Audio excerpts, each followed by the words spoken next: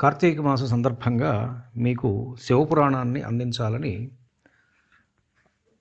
ఒక సంకల్పం నాలో జనించింది. ఆ సంకల్పాలు పుట్టించినవాడు ఆయనే. కాబట్టి ఆ భగవంతుడైనటువంటి పరమేశ్వరుణ్ణి మనం స్తుతిస్తూ, వారిని ఆరాధిస్తూ, మనస్సులో ప్రార్థిస్తూ, మొట్టమొదట ఆయన చరిత్రను చెప్పిన ఆయన కొడుకు అయినటువంటి గణేశుడి స్తుతి చేయాలి. కాబట్టి శుక్లాంబరధరం విష్ణుం శశివర్ణం చతుర్భుజం ప్రసన్నవదనం ధ్యాయేత్ సర్వవిఘ్నోపశాంతయే. శ్రీగణేశాయ నమః. శ్రీగురుభ్యో నమః. శ్రీసరస్వత్యై నమః. అథ శివపురాణే ప్రథమా విద్యేశ్వర సంహిత ప్రారభ్యతే. గణేశునకు నమస్కారము, శ్రీ గురుదేవులకు నమస్కారము, శ్రీ సరస్వతికి నమస్కారం. ఇప్పుడు శివపురాణమందలి మొదటిదైన విశ్వేశ్వర సంహిత చదవబడుతూ ఉన్నది. ఆద్యంతమంగళం అజాత సమాన భావమార్యం తమీశమజరామరమాత్మదేవం పంచాననం ప్రబల పంచ వినోదశీలం సంభావయే మనసి శంకరం అంబికేశం. శంకరుడు ఆద్యంతము మంగళస్వరూపుడు. ఆయనతో సమానమైన తత్వం ఎక్కడా లేదు. ఆయనకు జనన మరణాదులు లేవు. సృష్టి స్థితిలయ తిరోధాన అనుగ్రహములచే పంచకర్మలను ఆయన లీలామాత్రంగా నెరవేరుస్తూ ఉంటాడు. ఆయన పంచముఖుడు. శక్తిస్వరూపిణి అయిన అంబికతో కూడినట్టి ఆ అవిభాజ్య తత్వాన్ని, పరమోత్కృష్టమైన దానిని మనస్సులో ధ్యానిస్తున్నాను. ధర్మక్షేత్రే మహాక్షేత్రే గంగా కాళింది సంగమే ప్రయాగే పరమే పుణ్యే బ్రహ్మలోకస్య వర్త్మని మనయశంసితాత్మాన సత్యవ్రతపరాయణాః మహౌజసో మహాభాగా మహాసత్రం వితేనిరే. వ్యాస భగవానుడు ఇలా అంటున్నారు. ధర్మక్షేత్రము, గంగా యమునా సంగమస్థానము, బ్రహ్మలోక మార్గము, పుణ్యప్రదము అయిన ప్రయాగ క్షేత్రంలో జితేంద్రియులు, సత్యవ్రతులు, తేజశ్శాలురు, మహాత్ములు అయినటువంటి మునులు మహాసత్రయాగాన్ని అనుష్ఠిస్తున్నారు. ఆ వార్త విన్న వ్యాసమహాముని శిష్యుడు మహాముని నిఖిల పురాణ వ్యాఖ్యాన వైఖరీ సమేతుడైన సూతుడు మునిదర్శన కాంక్షాతత్పరుడై విచ్చేశాడు. అలా వచ్చిన సూత మహామునిని చూసి మునులందరూ కూడా ఆనందంతో ప్రసన్న మనస్కులై ఆయనను యథావిధిగా పూజించి వినయంగా దోసిలి ఒగ్గి స్తుతించి అభ్యర్థించారు. ఓ రోమహర్షణ, నీవు సర్వజ్ఞుడవు, నీవు భాగ్యవంతుడవు. రత్నగర్భ అయిన వసుంధర ఇచ్చే అన్ని సంపదల కంటే విద్యాసంపద పరమోత్కృష్టమైనది అని కదా పెద్దల సూక్తి. వేద హృదయాన్ని విప్పి చెప్పే పురాణ విద్యను నువ్వు వ్యాసభగవానుని సన్నిధిలో నిర్విశేషంగా గ్రహించావు. సారభూతమైన రత్నాలకు సముద్రుడు స్థానమైనట్లుగా అద్భుతుడైన పరమాత్మ యొక్క ఆశ్చర్య గాథలను వివరించి చెప్పిన పురాణ వాంగ్మయానికి నీవు ఆశ్రయభూతుడవయ్యావు. ఓ సూతమహాముని, నీవు త్రికాలజ్ఞుడవు. నీకు విదితంగాని వస్తువు ముల్లోకాలలోనూ లేదు. నీ రాక మాకు శారద పూర్ణిమ విమల చారుతరోజ్వల చంద్రజ్యోత్స్నల ఆహ్లాదాన్ని ఇస్తోంది. కోరకుండా వరాన్నిచ్చే దైవ సముడవు నీవు. నీ ఆగమనం మాకు అదృష్టపు పంట. పండిన పంట ఫలాన్ని దక్కించుకోని అవివేకి లోకంలో ఉంటాడా? నీవు మాకేదో శ్రేయస్సును అనుగ్రహించు. నీ రాక వృధా కారాదు. తత్వాన్ని గురించి, మానవులకు శుభాశుభాలనిచ్చే విధి నిషేధ రూపమైన కర్మలను గురించి గతంలో చాలా విని ఉన్నాం. అయినా తృప్తి కలగడం లేదు. ఇంకా వినాలనే కోరిక మిక్కుటంగా ఉన్నది.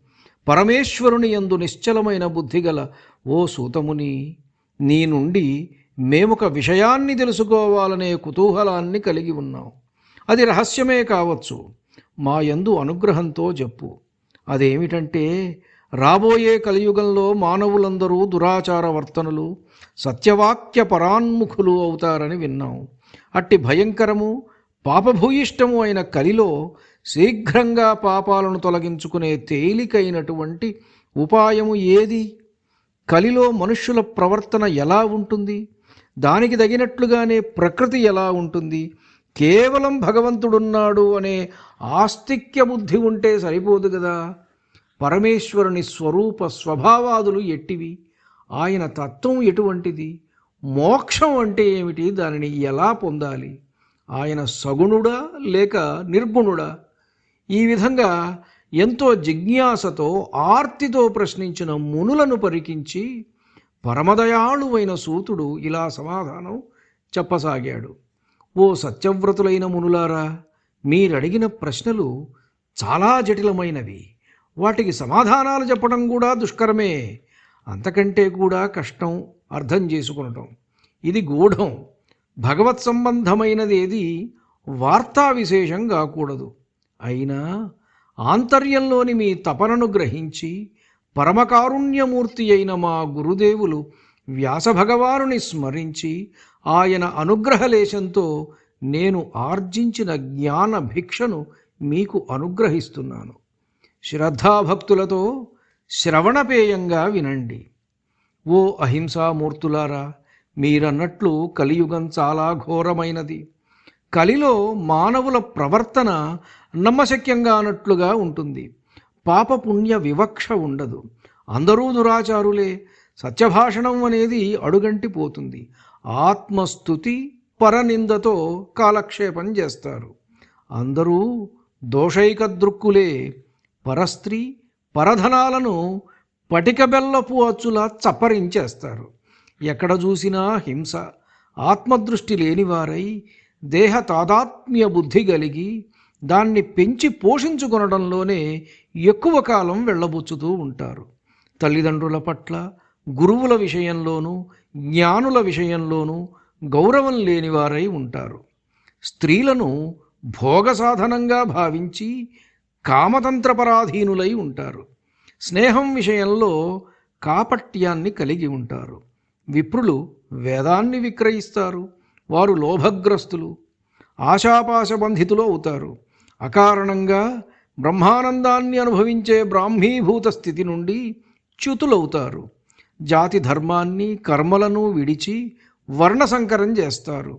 అహంకార మమకారాలకు వశులై ఆత్మజ్ఞాన శూన్యులవుతారు. వారిలో సమత్వబుద్ధి ఉండదు. ఇక శీలమనేది శూన్యం. ఈ విధంగా ధర్మాచరణ విషయంలో ధ్రువ నక్షత్రంలా నిలబడవలసిన బ్రాహ్మణుడు పతనంగానే మిగతా వారందరూ ఆ మార్గంలోనే భ్రష్టులవుతారు. కలిలో క్షత్రియులలో క్షత్రియత్వం ఉండదు. గోబ్రాహ్మణ రక్షయందు నిష్ఠ ఉండదు. భోగలాలసత్వం అధికంగా ఉంటుంది. క్రయ విక్రయాలలో కపటం హెచ్చుగా ఉంటుంది. స్త్రీలలో పాతివ్రత్య ధర్మం ఉండదు. సంపాదనను బట్టి మాత్రమే భర్తను గౌరవిస్తారు. అతమామలను ఆదరించరు. స్త్రీలకు కేశములే అలంకారములు, రత్నాభరణాదులు ఉండవు. స్వేచ్ఛావర్తనాన్ని కలిగి ఉంటారు. అధిక సంతానవతులు అవుతారు. ఇక పాలకుల సంగతి. ధనవంతుడే పాలకుడవుతాడు. పన్నులు వసూలు చేయటమే గాని ప్రజల బాగోగులు పట్టించుకోరు. క్రూర స్వభావాన్ని కలిగి ఉంటారు. దొంగలు పాలకులవుతారు. పంక్తిబాహ్యులైన నటులు గౌరవభాజనులవుతారు. ప్రజల ధన మాన ప్రాణాలకు రక్షణ ఉండదు. దేవాలయ వ్యవస్థ సక్రమంగా నడవదు. జనులందరకు జీవనం కష్టంగా ఉంటుంది. మానవులకు ప్రకృతి పట్ల పూజ్యభావం ఉండదు. ప్రకృతిని శక్తి స్వరూపంగా ఎంచరు. భోగ సాధనంగా భావిస్తారు. ఆ కారణంగా ప్రకృతి సహకరించదు. ప్రకృతి పురుషుల మధ్య సామరస్యం లోపిస్తుంది. సమన్వయం ఉండదు. తత్ఫలితంగా ప్రకృతి విజృంభిస్తుంది, గతి తప్పుతుంది. దానికి సూచనగా భూమి నిస్సారమవుతుంది. రసగంధ ద్రవ్యములు పసను కోల్పోతాయి. పువ్వులలో వాసన ఉండదు. పళ్లలో రసం ఉండదు. సమస్తమైన పదార్థాలు రుచిని కోల్పోతాయి. పాలలో జిడ్డు ఉండదు.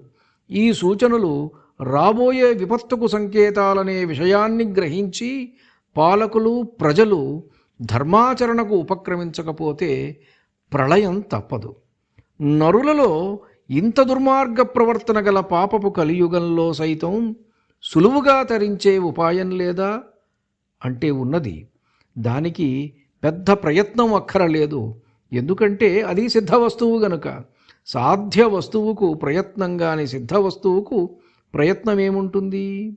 సాధ్య వస్తువుకు ప్రయత్నం కానీ సిద్ధ వస్తువుకు ప్రయత్నం ఏముంటుంది? చిలుక చెట్టుపై వ్రాలి పండును ఆస్వాదించినంత తేలికైన మార్గం అది.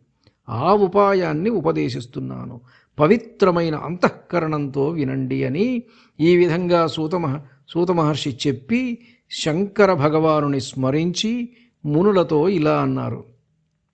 ఓ తపోధనులారా, ఇంతకు ముందు మీరడిగిన ప్రశ్నలకు ఇంకా మీ మనస్సులో ఉన్న సందేహాలకు సమాధానంగా శివమహాపురాణాన్ని మీకు పరిచయం చేస్తున్నాను. తార్కిక ప్రధానమైన బుద్ధితో కాకుండా అనుభవ ప్రధానము, స్పందనశీలము అయిన హృదయంతో, ఆస్తిక్య ప్రధానమైన బుద్ధితో, భక్తిభావంతో, అసూయ లేకుండా ఏకాత్మభావంతో, ఏకాగ్రతతో శ్రవణం చేయండి. ఈ శివపురాణం సకల ఉపనిషత్సారం. ఇది శ్రేష్టమైన పురాణం.